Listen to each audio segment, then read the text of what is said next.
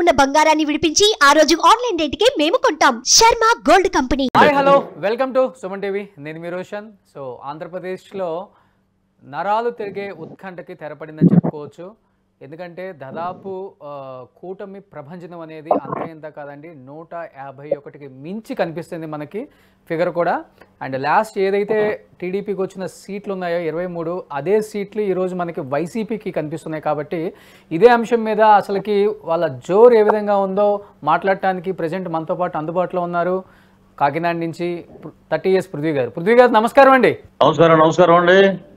So కనిపిస్తుంది ఒకవైపు fan జోరు ఉంటుందని అందరూ కూడా సిద్ధంగా ఉండండి సంబరాలకి. ఆంధ్ర యూనివర్సిటీలో కూడా ప్రమాణ స్వీకారం ఉంటుంది 9th అని చెప్పేసి ఒకవైపు వైసీపీ చెప్పడం జరిగింది. బట్ ఎటువంటి హడావుడు లేకుండా ఈరోజు కేవలం రిజల్ట్స్ ఎప్పుడైతే వస్తాయో ఆ రోజునే సంబరాలు చేసుకుందాము, ఫిగర్ కనిపించాకే సంబరాలు చేసుకుందాము, మనం ఏంటో మన సత్తా ఏంటో తెలిసిన తర్వాతే మనం సంబరాలు చేసుకుందామని ఒకవైపు టీడీపీ కూటమి ఉంది. ఎలా అనిపిస్తుంది ఓవరాల్గా ఈ రెండు చూస్తుంటే మీకు? ఇప్పుడు నేను గత 9 నెలల ముందు నుంచి 136 అసెంబ్లీ 21 పార్లమెంట్కి వెళ్తుకుంటుంది. సునామీ సృష్టించబోతుందంటే ఒక పిచ్చోడిని చూసినట్టు చూశారు చాలా ఇంటర్వ్యూలో నేను మాట్లాడితే. వీడేదో మాట్లాడుతున్నారు కదా అంటారు. ఆంధ్ర రాష్ట్రంలో ఉన్న ప్రజలందరూ ఈ దుర్మార్గ పరిపాలన అంతానికి ఎప్పుడు మే 13 వస్తుందని ఎదురు చూశారు. బ్రహ్మాండంగా ఉద్యోగస్తుల దగ్గర నుంచి మహిళలు, గ్రామీణ ప్రాంతాల్లో ఉన్నటువంటి రైతులు కానీ యువత కానీ మొత్తం ముక్త కంఠంతో రాయలసీమలో కూడా వాళ్ళు ఊహించల 20 ఏళ్ల చరిత్రలో తెలుగుదేశం ఏ రోజు కూడా రాయలసీమలో ఎప్పుడూ లేని విధంగా అక్కడ గెలిచింది. సో ఏమైపోయిందంటే వార్ వన్ సైడ్ అయింది. మేము హ్యాపీగా వారు వన్ సైడ్ కనపడిన వాళ్ళందరినీ ఇలాగే లాగుతున్నాం. ఒక్కొక్కడిని ఏం మాట్లాడారండి ఒక్కొక్కడు. వార్ ఈజ్ వన్ సైడెడ్ అని వాళ్ళు చెప్పారు. వార్ ఈజ్ వన్ సైడెడ్ అనేమో టీడీపీ కూటమికి అయింది ఈరోజు. అంతే. ప్రజలు ఏంటంటే దుర్మార్గానికి ఫుల్ స్టాప్ పెట్టారు. ఇక భవిష్యత్తులో ఇలాంటి పాడు పనులు ఎవడో చేయకూడదు, అందుకని ఈ దుర్మార్గానికి ఫుల్ స్టాప్ పెట్టారు. ఏ రోజు అయితే చంద్రబాబు నాయుడు గారిని అవమానించి బయటకు పంపినప్పుడు ఆయన ఒకే మాట అన్నాడు, నేను మరలా సీఎం అయ్యాక అడుగు పెడతానని. అది నిజమైంది. ఈరోజు వీళ్ళ వరకు ఇప్పుడు దాకా 23 ఉంటుంది, మళ్ళీ 20కి వచ్చేసింది.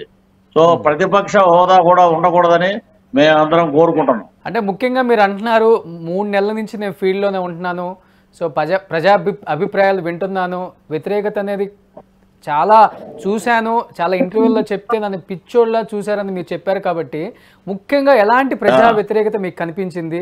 ప్రజలు ఎందుకు వారు వన్ సైడెడ్గా టీడీపీ వైపు ఉండాల్సి వచ్చిన కారణాలు అంటే ఏమైనా చెప్పగలరా? మీరు తిరిగారు కాబట్టి. 4 పాయింట్లు ఉన్నాయండి. ఒకటి ఏంటంటే సంక్షేమం అని చెప్పి అమ్మఒడి అన్నారు, 15,000 అన్నారు, 13,000 చేశారు. ఇంట్లో 3 పిల్లలు ఉంటే ఒకరికి అమ్మఒడి వేసి మరలా 26,000 వాళ్ళు ఖర్చు పట్టుకుని మళ్ళీ ఈ చేతి నుంచి ఇస్తూ వెనక చేతి నుంచి మళ్ళీ ఆ డబ్బులు లాక్కుపోతున్నాడు. అది ఒక సంక్షేమమా? దానికి మేము ఓటేయాలా? ఇక పథకాలు రానోళ్ళు కొందరు ఒక ఇంట్లో ఏదన్నా ఎండాకాలం పాపం పిల్లలు చదువుకుంటున్నారు కదని చెప్పి డబ్బులు కూడబెట్టుకుని ఒక ఏసీ కానీ ఒక ఫ్రిడ్జ్ కానీ కొంటే వీళ్ళకి అమ్మఒడి లేదు, ఇలా సంక్షేమ పథకాలు లేవు. ఇలాంటి దౌర్జన్యాలు ఎవరైనా పవన్ కళ్యాణ్తో కానీ లేకపోతే తెలుగుదేశానికి కానీ మద్దతుగా ఉంటే వాళ్ళకి సంక్షేమం లేదు, వాళ్ళకి కట్ చేశారు. అలాగే ఎస్సీ ఎస్టీలో కూడా ఎస్సీ ఎస్టీ ప్లాన్స్ వాళ్ళకు ఉన్నాయి. అంబేద్కర్ విద్యాదేవన్ అని చెప్పి ఫారిన్ కంట్రీలకు వెళ్ళి చదువుకునే పిల్లలు చాలా మంది ఉన్నారు. వాళ్ళందరినీ కూడా జగనన్న విద్యాదేవన్ అని దాంట్లో ఉన్న సబ్ ప్లాన్స్ అన్ని తీసేసి 5-6 పెట్టారు. ఇక్కడ ఎస్సీ ఎస్టీలో కూడా వాళ్ళు నేను ఫస్ట్ నుంచి చెప్తాను, 36 రిజర్వ్డ్ కాన్స్టిట్యున్సీలో 18 నుంచి 19 స్థానాలు కూటమి పట్టుకెళ్తుందని ఈ రోజు 20 స్థానాలు పట్టుకుపోయింది, 20 పై స్థానాలు. సో మీరేంటంటే ఈ డబ్బులు ఇచ్చి మనం ఓట్లు వద్దాం అని అనుకున్నారు. కానీ ఒక రాజశేఖర్ రెడ్డి గారి లాగా మీరు ఎక్కడైనా ప్రజా దర్బార్ కానీ జనాలతో మమేకమై మాట్లాడటం కానీ, కార్యకర్తలను పట్టించుకోవడం కానీ, గెలిచిన ఎమ్మెల్యేలను పట్టించుకోపోవడం కానీ సజ్జల రామకృష్ణారెడ్డి అనే వ్యక్తి మీద వదిలేయడం వల్ల ఈ రోజున మీరు అధపాతాలనికి వెళ్ళిపోయారు అనేది నగ్న సత్యం. ఇంకొకటి ల్యాండ్ టైటిలింగ్ యాక్ట్ మేము కూడా యాక్ట్ చేసాం. యాడ్ అది మా తాత ముత్తాతలు సంపాదించినటువంటి ఆస్తుల మీద ఈయన బొమ్మ ఉండటం ఏంటి, దస్తావేజుల మీద ఈయన ఫోటో ఏంటి, మనకి జెరాక్స్ కాపీ ఇవ్వటం ఏంటి, దీనివల్ల జెరాక్స్ కాపీ తోటి మనం నాలుగు గీసుకోవాలా? రేపు పొద్దున్న మన కూతురికో కొడుకో ఏదో విదేశీ యానమో లేకపోతే కూతురికి పెళ్ళి వస్తే ఆ జెరాక్స్ పేపర్ పట్టుకెళ్ళి బ్యాంకులో లోన్ ఇవ్వరు, పక్కింటోడిని అడిగినా కూడా డబ్బులు ఇవ్వడు. ఇవన్నీ ఆలోచించారండి. మొత్తం ఆలోచించి దుర్మార్గుని పక్కగా నెట్టాలని చెప్పి ఒక ఉద్దేశంతో ఈ రోజున ఇంత భారీ మెజార్టీ రావడానికి కారణమైంది. సో పృథ్వీ గారు, పవన్ కళ్యాణ్ గారికి చాలా దగ్గరగా ఉండే ఒక వ్యక్తిగా మీరు ఉన్నారు కాబట్టి మిమ్మల్ని అడుగుతున్నాను. ఎందుకంటే పిఠాపురంలో కూడా ఆయన మెజార్టీ పైన, ఆయన గెలుపోటముల పైన కూడా వందల కోట్ల బెట్టింగ్లు అయితే జరిగినాయి. ఈరోజు చూస్తుంటే ఫస్ట్ రౌండ్లోనే దాదాపు 1000 పైగా ఆధిక్యంలో పవన్ కళ్యాణ్ గారు ఉంటాం. రౌండ్కి అది పెరుగుతూనే ఉంది, కానీ ఎక్కడ కూడా. ఇంకొకటి ముఖ్యంగా చెప్పుకోవాలంటే వైఎస్ జగన్మోహన్ రెడ్డి గారు సో వంగా గీతాన్ని గెలిపిస్తే డిప్యూటీ చీఫ్ మినిస్టర్ని చేసి మీకు డెవలప్మెంట్కి ముందుకి నేను పంపిస్తాను ఒక మాట చెప్పారు. సో ఈరోజు అదే దిశగా ఏమైనా పవన్ కళ్యాణ్ గారిని డిప్యూటీ సీఎం చేసే అవకాశం ఉందంటారా టీడీపీ కూటమి? ఇప్పుడు అతను ఎవరో పెచ్చోడు మాట్లాడాడండి. పెచ్చోడు మాటలు మేము పరిగణలో తీసుకోం. ఎందుకంటే బటన్ రెడ్డి చరిత్ర నేను చెప్తానే ఉన్నా ప్రచారంలో 40 రోజులు. బటన్ రెడ్డి నీ బటన్లో నొక్కటానికి ఏళ్ళు పుండు పడిపోయినాయి, నీ చరిత్ర సమాప్తం. నువ్వు ఇంకా అక్కడతోటి నువ్వు తిలోదకాలు వదులుకోవటమే. 1 టైం సీఎం అయ్యావు, అయిపోయావు. పిచ్చోడికి పవర్ వచ్చింది, ఎంజాయ్ చేసావు, అంతటితోటి నీ చరిత్ర అయిపోయింది. ఇక నువ్వు మాట్లాడటానికి కూడా సరిపోవు. ఎందుకంటే మామూలుగా ఒకటి పిఠాపురంలో వంగా గీత గారు గెలిస్తే డిప్యూటీ సీఎం చేస్తానన్న పెద్ద మనిషి, మరి పవన్ కళ్యాణ్ మీద గ్రంథి శ్రీనివాస్ గెలిస్తే డిప్యూటీ సీఎం ఎందుకు చేయలేదు? అలాగే తిప్పల నాగిరెడ్డి గాజువాగా ఆయన గెలిచాడు కదా, ఆయనకి ఎందుకు చేయలే? ఇవన్నీ ఏంటంటే ఈ మాటలకి జనాలు మాయలో పడే నీ టక్కు టమారా గజకర్ణ గోకర్ణ విద్యలన్నిటికీ ఫుల్ స్టాప్. 2020లో నేను ప్రెస్ మీట్ పెట్టి ఒకటే చెప్పాను, ఈ చరిత్రకు రానున్న 3 రోజుల్లో 4 రోజుల్లో చరిత్ర సమాప్తం అవుద్ది అని చెప్పానండి. మీరు కార్యకర్తల్ని విస్మరించారు, మొత్తం ఎమ్మెల్యేలను విస్మరించారు. మీరు ఏదో డబ్బులు వస్తున్నాయి, డబ్బులు ఇస్తున్నాం, డబ్బులు ఎవరికి ఇస్తున్నారు మీరు? ఇవన్నీ తిరుగుబాటుగా వచ్చినాయి. మొత్తం మాట్లాడే బూతుల మంత్రులు. కొడాల నాని గారు ఆ ఓటమిని అంగీకరించి దొబ్బేశాడు బయటికి కౌంటింగ్ రూమ్ నుంచి. రోజా గారు నిన్న వచ్చేసి తిరుమలలో అయ్యో అని అక్కడికి వచ్చి వెంకటేశ్వర స్వామి మా కూటమి 175 ఎక్కడి నుంచి వస్తాయి? 175 మీ కళలో ఉన్నాయా? 175. అతను ఒకడు ఆ జంకల మంత్రి అంబటి రాంబాబు అదేమైంది? జోగి రమేష్ దేమైంది? బూతుల మంత్రులందరూ ఇంకా మీ చరిత్రలో మళ్ళీ మీరు గెలవటం లేదు. ఇదే అయిపోయింది, ఎంజాయ్ చేశారు, అయిపోయింది. ఇక నోరు మూసుకు కూర్చోండి. అటు ఎనలిస్టులు కూడా ఆ కేఎస్ ప్రసాద్ అన్నవాడు ఒకడు, తెలకపల్లి రవి అన్న ఒకడు, ఆరా మస్తాన్ అన్నవాడు ఒకడు, ఇష్టం వచ్చినట్లు ఉన్నటువంటి ఎన్టీవీ కానీ TV9 కానీ ఇంకోటి కానీ ఉన్న ఛానల్స్ అంతా కొనేసి ఏకపక్షంగా వచ్చేస్తున్నాడు జగన్మోహన్ రెడ్డి. 9 ప్రమాణ స్వీకారం చేసేస్తున్నాం, మీరు అందరూ వచ్చేసేయండి, అందరూ కడుక్కోండి, తయారవ్వండి, బట్టలు వేసుకోండి. సజ్జల రామకృష్ణ గారు చెప్తారు ఎక్కడికి రావాలి? ప్రమాణ స్వీకారం లేకపోతే అమరావతిలో ఉంటుందా పృథ్వీ గారు? మేము అమరావతిలో పెడతామండి. రాష్ట్ర రాజధాని అమరావతిని విస్మరించి రైతులు మహిళల సముద్రంలో కొట్టుకుపోయారు. మీరందరూ చెల్లెల్ని గౌరవించలేదు.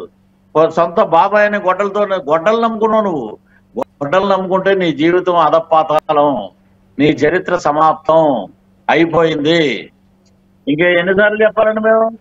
అంటే మొన్నటి వరకు మాట్లాడారు. అందరూ కూడా సింగిల్ లార్జెస్ట్ పార్టీగా దాదాపు 151 సీట్లు సాధించిన ఏకైక పార్టీ వైఎస్ఆర్సీపీకి ఆంధ్రప్రదేశ్లోనే నిలిచిపోతుందన్నారు. కానీ ఈ రోజు చూస్తుంటే మనకి ఒకవైపున అప్డేట్స్ చూస్తుంటే ఆ 151ని కూడా క్రాస్ చేసి టీడీపీ కూటమి అనేది ముందుకి దూసుకుపోతుంది. ఈ ఫిగర్ ఎంతవరకు వచ్చి ఆగే అవకాశం ఉందంటారు? ఇప్పుడు 155, 160 వరకు కూడా వెళ్ళిపోవచ్చండి. అంబటి రాంబాబు అన్నాడు ఒక మాట, సైకిల్ గాజు గ్లాసులో ఆయిల్ వేసి రేపొద్దున చంద్రబాబు గారు సైకిల్ని తుడుచుకోవాలి పవన్ కళ్యాణ్ చంద్రబాబు గారు అంటే, ఒరే పెచ్చోడా, మేము బ్యాంకాంగ్ షూటింగ్ వెళ్ళినప్పుడు డబుల్ సైకిల్ ఉంటుంది, ఇద్దరు తొక్కొచ్చు. ఒకళ్ళు తొక్కుతా ఉంటే ఇంకొకళ్ళు గాజు గ్లాసులో టీ తాగుతూ ఎంజాయ్ చేస్తూ అలా దూసుకుపోయిందిరా మా సైకిల్. పిచ్చమండా కూడా ఒకళ్ళారు. ఇంకైనా మారంటారా మీరు? ఇంకా మీ బతుకుల్లో మిమ్మల్ని చూడటమే మాకు అసహ్యం. అంబటి రాంబాబు అన్న వాడిని అల్లుడే చండాలంగా తిట్టాడు. ఈ ముద్రగడ్డకి మేము తిరుపతి ప్రచారం అప్పుడు పేరు మార్చాం, పవిత్రమైన స్థలం అని ముందుగానే. ఇప్పుడు ఈ రోజు ముద్రగడ్డ రెడ్డి అతను ఏది లేనిపోని ఇవన్నీ ప్రగల్భాలు పలికి ఇక్కడ 100 కోట్లు డంప్ చేసి పిఠాపురంలో ఒక అల్లకల్లోలం సృష్టిద్దామని చెప్పి ఒక ఎమ్మెల్యే ఏమో పిన్నెల్లి రామకృష్ణారెడ్డి వెళ్ళి ఈవీఎంలు పగలగొడతాడా, ఆయన ఒకడేమో వెళ్ళిపోయి తెనాల్లో ఓటర్ని చెంపదెబ్బ కొడతాడా. ఇదే మీ అహంకారం. వైనాట్ 175 అన్నారు కదా, వైనాట్ 22. దీనికి సమాధానం చెప్పమనండి ఎవరినైనా.